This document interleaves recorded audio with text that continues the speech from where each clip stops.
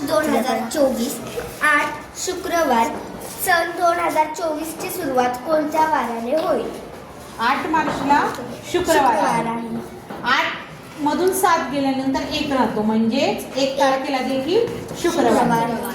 1 मार्च 2024 शुक्रवार आहे.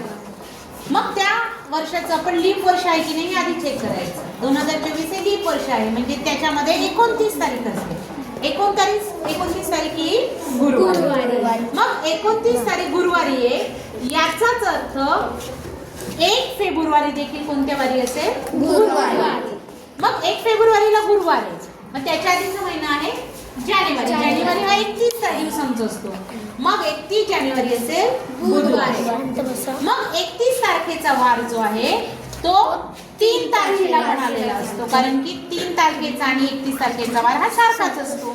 मग 3 तारखेला असेल बुधवार, अर्थात 2 तारखेला असेल मंगळवार आणि 1 जानेवारीला असेल सोमवार. म्हणजेच 2024 ची सुरुवात ही सोमवाराने होईल.